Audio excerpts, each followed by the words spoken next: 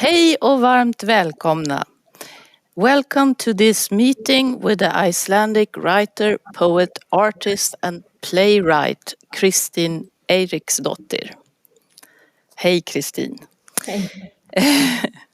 My name is Sisela Lindblom, and to introduce myself to you, Kristín, I'm also a writer and working in the theater as a dramaturg, playwright and director. And I would like to begin with an introduction. Kristín Eiríksdóttir is considered one of Iceland's most influential and important young writers. And the novel Elín diverse, here it is, was published in Iceland in 2017, and since then it has met with much appreciation by critics and readers, and also won the Icelandic Literary Prize in 2017 and was nominated to Nordic Council's Literature Prize. It has been translated into several other languages, and the Swedish translation by Arvid Nord was published this autumn in 2020. And here in Sweden, the novel is published by Flo förlag. And I would like to talk a little bit about your novel, Kristín, before we start to talk about it. A little bit about the characters and the plot. So, this novel, Elín diverse, is a beautifully written, uncanny, extraordinary, existential novel. To me, it's the kind of novel which stays with you a long time after reading it and in some way broadens your perspective. The main character, I think, or the narrator, I would say, is a 70-year-old woman called Elín. She is telling us her story and also the story of another character, a young girl called Ellen. So Elín, the older woman, is a prop maker. And in Swedish, with an old expression, we would say rekvisitamakare. Och nu heter det attributmakare, tror jag, eller attributör. And that is when you craft things which will take part in a movie or a stage production. And Elín seems to have a very rare gift because she's asked to create difficult and artistic works. For example, an artificial rhinehorn or a scar, and she appears to work as a freelance, mostly in film productions and also in theater.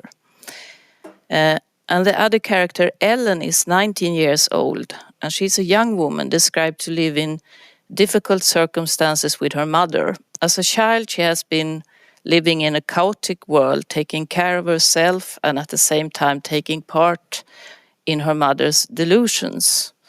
Ellen is also a talented playwright, and she's the daughter of another very famous playwright, her father.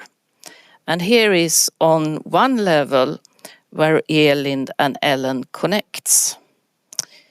So Ellen's first play is starting its rehearsal, and Elín works as a prop maker in the production. And there is also the fact that Elín has met a young girl as a child and knows her history, and she knew her father, who is dead.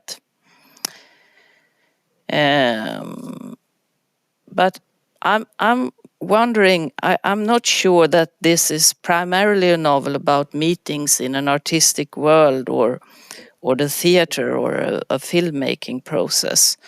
But I do think that the prop making is important. So I'm wondering if it's a story about things, about memories becoming things, as in artifacts, and about materia, and about to inhabit a place or a space as a human being and connect things around you, the objects around you, to connect things with your imagination. I think I will also read a short... Jag ska läsa ett litet kort utdrag på svenska, tänker jag. Och sen ska vi börja prata med Kristín. Then we are going to start our conversation, Kristín. And this is in the beginning of the novel, and it is the character Elín who tells this. Jag höll på att trassla med sladdarna bakom tvn, en gammal tjock tv kopplad till en gammaldags antenn, när jag fick tag i något levande. På sätt och vis är sladdar förstås levande. Elektriciteten som rör sig genom dem är åtminstone inte död. Men det som jag nu fått tag i var något annat, det var organiskt. Jag stod böjd över sladdarna i det mörka hörnet när jag fann detta livstecken och drog fram det. Det var en växt. Inte någon av de växterna jag hade slängt. Den skilde sig från alla växter jag någonsin tidigare sett. Denna hade nämligen inga rötter, ingen botten. En fullständigt självständig liten härva som andades. Som om något David Attenborough-program skulle ha skitit ut den bakom tvn. Jag tog en bild av den med telefonen och gjorde en bildsökning. Tillandsia, sa internet, en växt från Central- och Sydamerika. En rotlös växt som lever på luft. De ljusgröna bladen var långa och sirliga och växte märkvärdigt symmetriskt. Som om varje blad försökte omfamna nästa. Som en liten orgie, och jag kikade in i den efter något som skulle kunna vara en början eller en mittpunkt. Men hittade inget. So, Kristín. I wonder, can you guess what it was I read when hearing it in Sweden? It's the first thing about this plant in the novel. And that is a motive which repeats itself throughout the novel, I think, in different shapes. So I wanted to ask you, when you began with writing this novel, was that a motive that was early in the process, that you found early in the process? Yes, it was. I think hi. Hi, I'm sorry. Thank you so much for the introduction. Yeah. And for the reading. I understood you because I lived in Sweden for one winter. Okay. Yeah. I understand, but I don't really speak anymore. Yes, it was. I think that I work with objects a lot in my writing, and I think that I'm chasing these different objects that are, of course, some sort of symbols. I think it's very interesting to work in that way. It can become banal, but I also like to sort of work with that aspect as well. It's also a challenge because you sort of need to. It can't be too obvious. It might come from because I trained as a visual artist. That was my education. So it probably influenced the way I think about reading and writing. Also, the things that I am noticing are often kind of from a visual artist's perspective, I think. Yeah. But you haven't worked as a prop maker. No, I have not. But was that an idea that the character maybe worked as a prop maker? Was that an idea which was early also for you? Now it's several years since you wrote this, but I'm a little bit curious about what was the first. When you began to write? What was it you wanted to explore? The process. I think I don't really start at the beginning. I feel like I'm oftentimes writing a lot and I'm not sure exactly where it is going. But then, as soon as I have the premise, then it becomes a book, a story, a novel. I mean, yeah. So I probably it didn't come that early on. Probably No. it came when I was Okay. writing. I'd already written a lot of it, sort of, and then it just sort of adjusts to this sort of premise. The premise is very important to me when I'm working, to have this sort of space and an aesthetic also. Yeah. Because it's the structure of the novel is intriguing in a way, because it's so many levels and associations, and in the same time you feel a kind of trust. In the beginning, I felt the trust for the narrator, as I would think is Elín, then the old woman, and in a way that thing evolves, and I lost trust in her, but not early in the novel. It took a long while, and then something happened, and that was so interesting. I think it's a novel which happens to you when you read it, and I love that. I think it was brilliant. But therefore, I'm very curious about how did the structure begin, and what did you know when you started writing? But now I know more than you didn't start with that plant. It's not like in the novel, because in the novel, Ellen, who is the young woman, she also shares this dream with the older woman, and she starts to write a play about it. But would you also agree that it's not, you are not using the theater or the filmmaker like filmmaking process like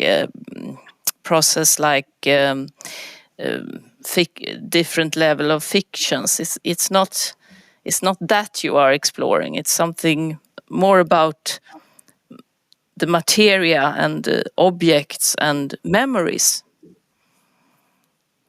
Yes, exactly, and about sort of holding on to the material world. Yeah. I think in Elín's case, that is what is happening. She is sort of, but it's not just starting to happen in this book. It's been happening all along, and that she is sort of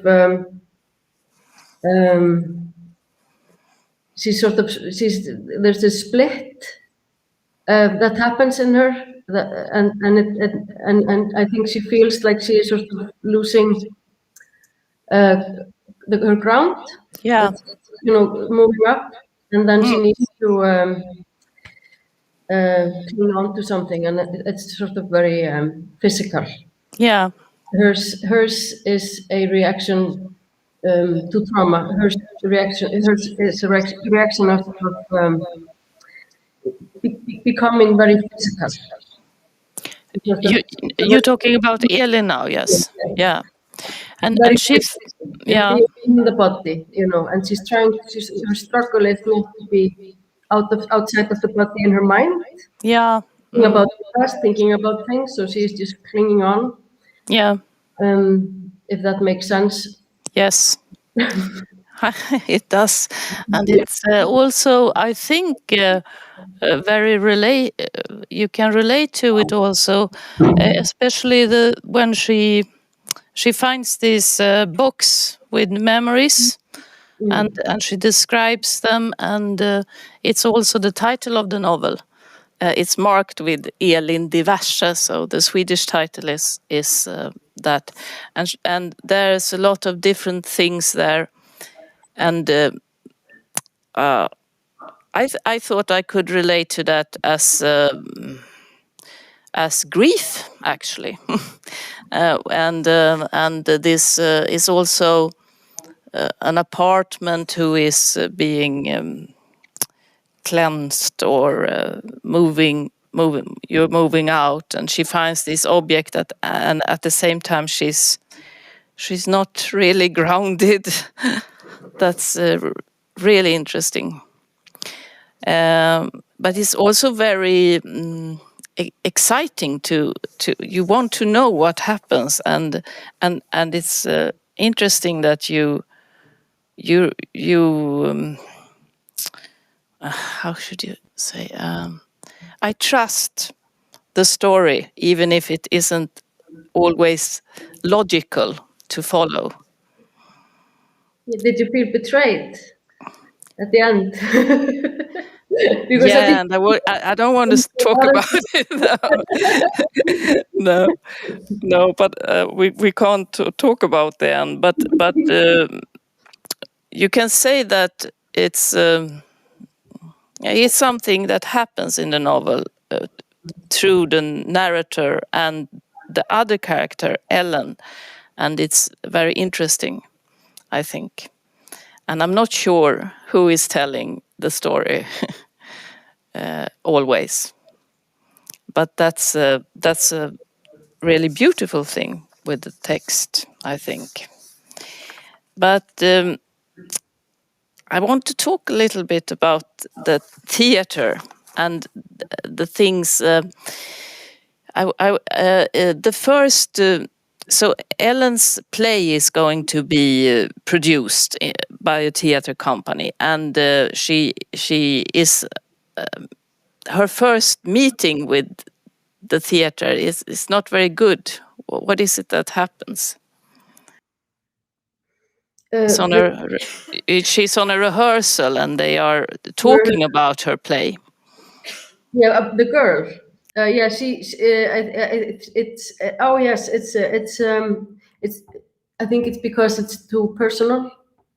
They are talking about the play, and then they say something about the character in the play. Yeah. Negative, and she takes it personally because she hasn't. She doesn't understand that it's a work of art. No. She's very young, and she's never had any criticism on her work. It's the first time that it's about that moment. Working in the theater, I thought that was a good thing to remember, and it's interesting. But it's also they are talking, I think, about where is the peripety in the play or something like that, and she is reacting to that. Yeah. I'm still a bit curious about that. The prop maker who makes things that looks like life. Yeah. And the playwright that writes something that she isn't really sure of if it's living in a way. She relates to it in a bit of a symbiotic way then, because she gets hurt when one is trying to talk about it in, like, analyze it or structure it. Yes, I think the role of Ellen in the story, I think she has the sanest sort of. She has her mother. Yeah. Is sort of the. She has this magical thinking. Yeah. And that is also sort of it just fits into the whole sort of theme, where it's so much about our relationships with the inanimate and the external. So she is this girl that has had too much responsibility in her life, and she is very sensible. And I think that she has a lot of hope. Yeah. I don't know if readers agree with me, but that is how I thought about her, because I think she is sort of honest in a way.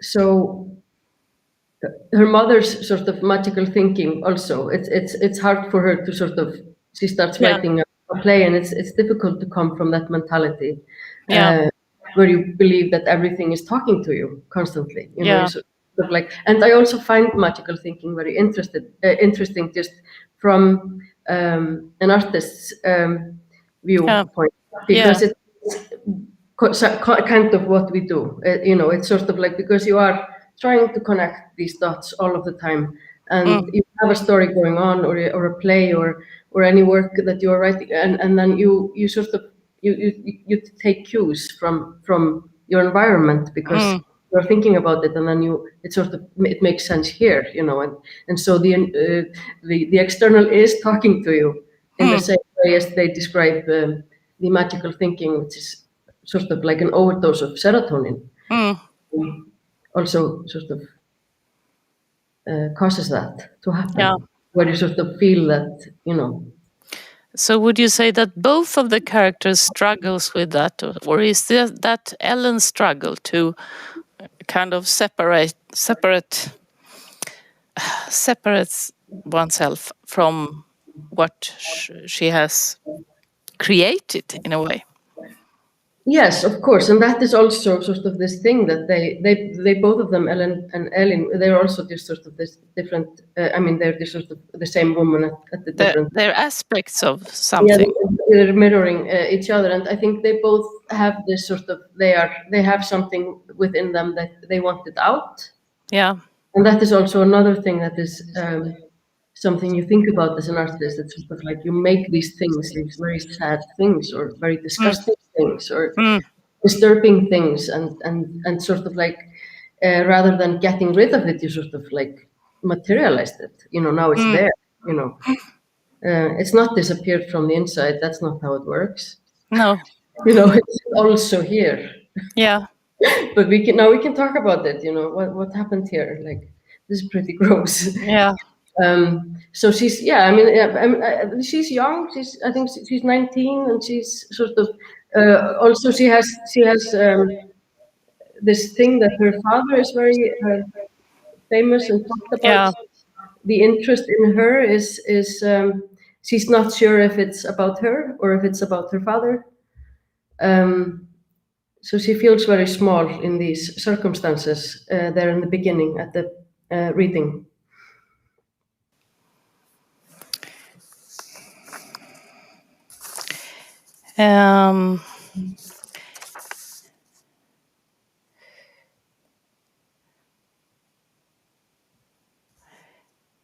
I was thinking about, but I want to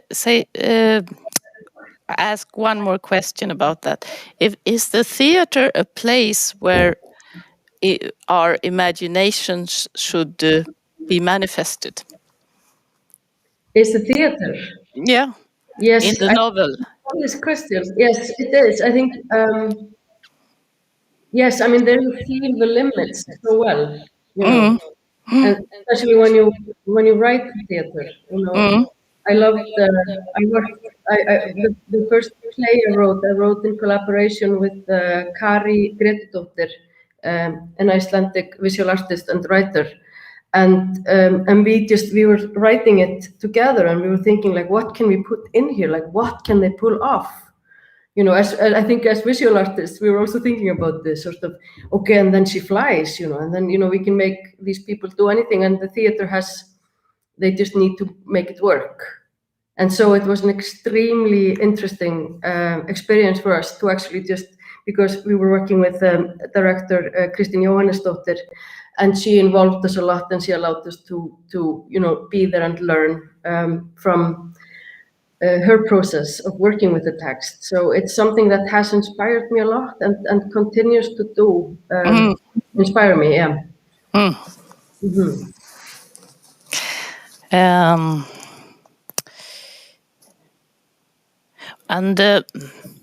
But the symbiotic aspect of that is interesting, I think, also, because this is a thin line between being feeling empathy for someone or being in a symbiotic relation to someone. And I sometimes I think that many people working in the theater, and I have to talk about myself now, but that we struggle with that. It's a way we have, in a way, we want to be working with the theater because we struggle with having borders and to to not feel empathy, but not be symbiotic. But in a way, it's also the audience is also in that struggle when seeing something. Will they feel with the actors, or will they read the play in a way? Yeah. But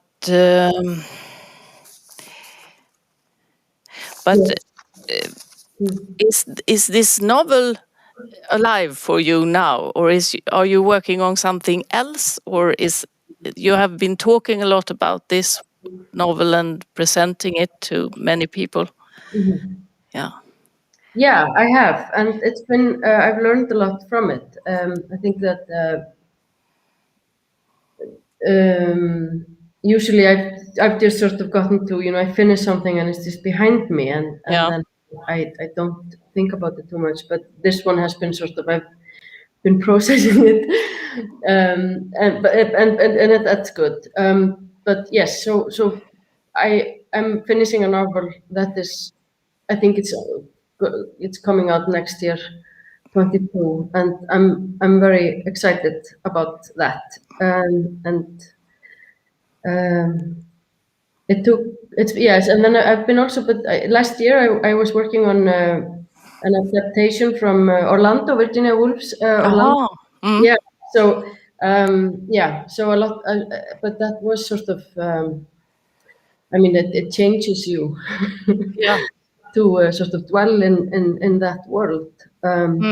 So that has been a huge influence on just, it was wonderful.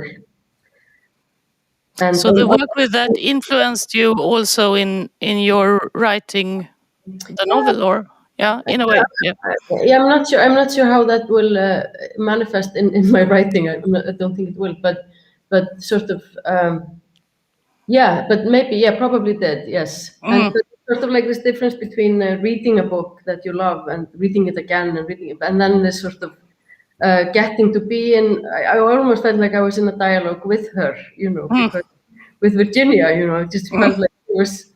I recently translated the play by Carol Churchill, and it felt like it's Escaped Alone. It's called, from 2016. Wonderful, and it's about it's about 4 women, and they're all older than 70.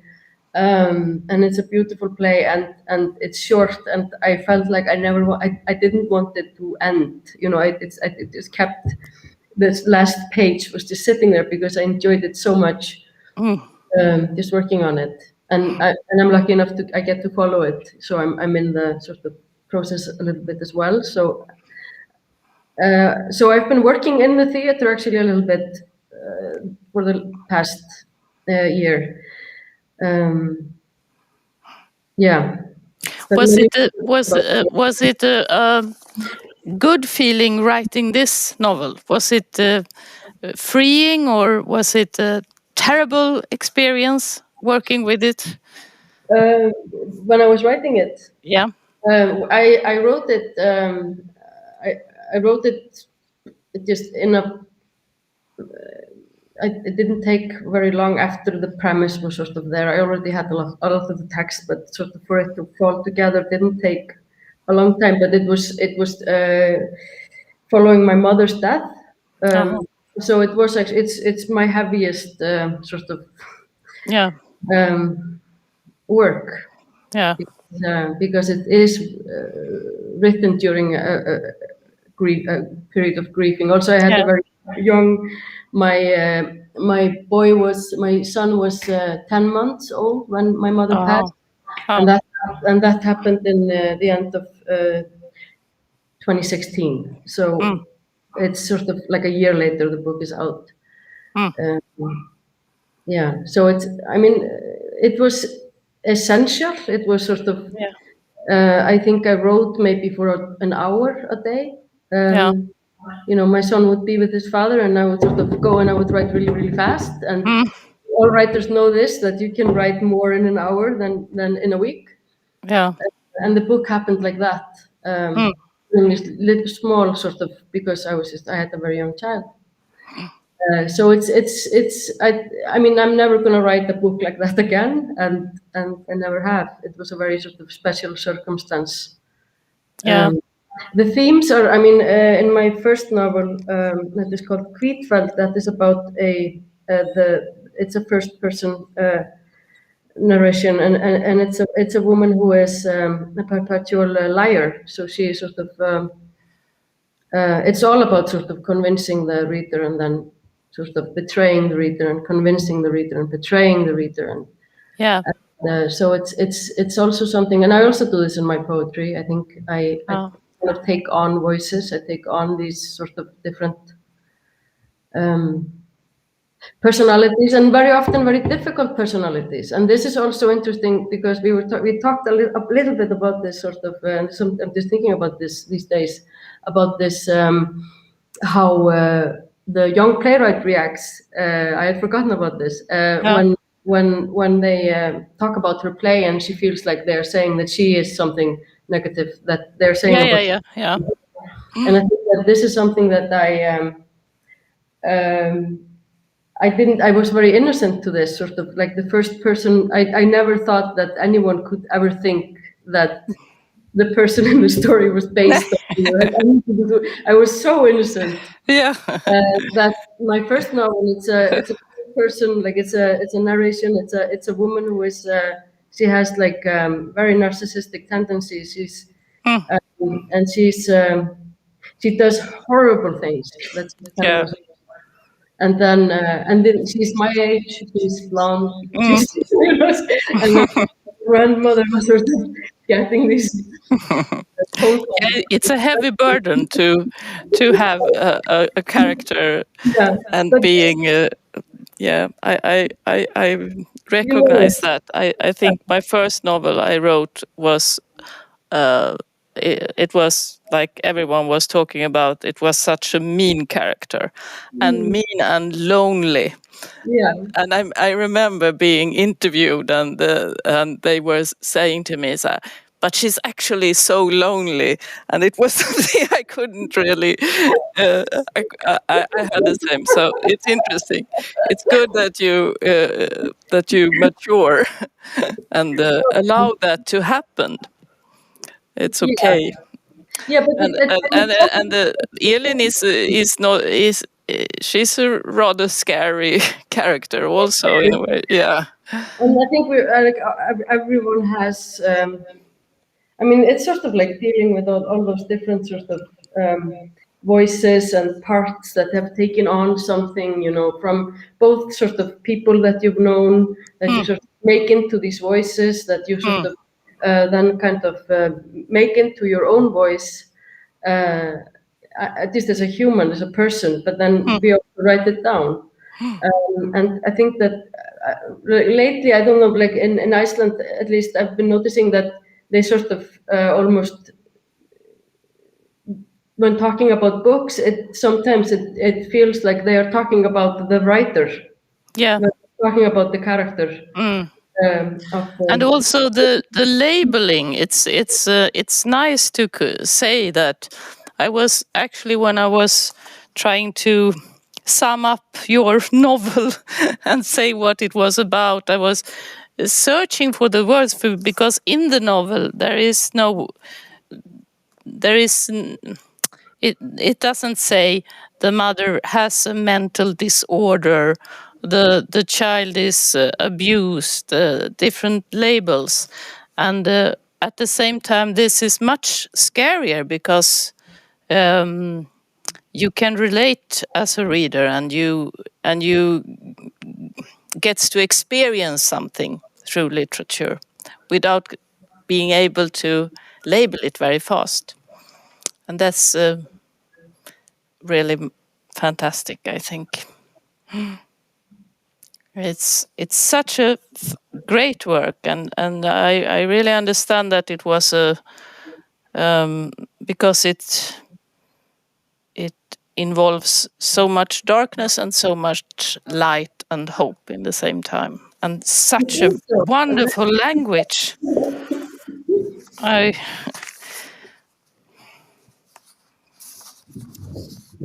it's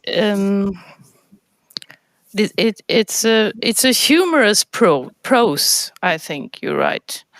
Drastic, humorous, and sincere and clear in the same time. And it's hard to write like that, I would say. It sounds like Arvid did a really good job, because translating the humor is, I think, probably very difficult. Yeah. Because I don't think I think it really depends on the reader if they find because the humor is so dry, it's so absurd, Yeah.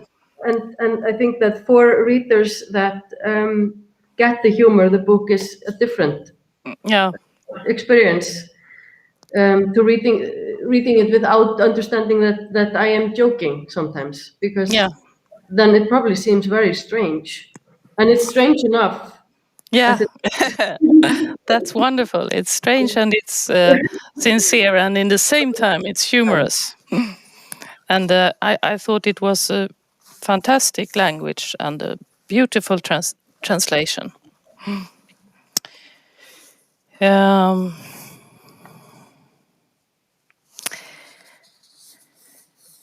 Yeah, I'm so happy that I read this, and I hope many of us in Sweden will read it now, and looking so much forward to your next novel also. Thank you so much for joining us here. Thank you for inviting me. Very nice to meet you. Yeah.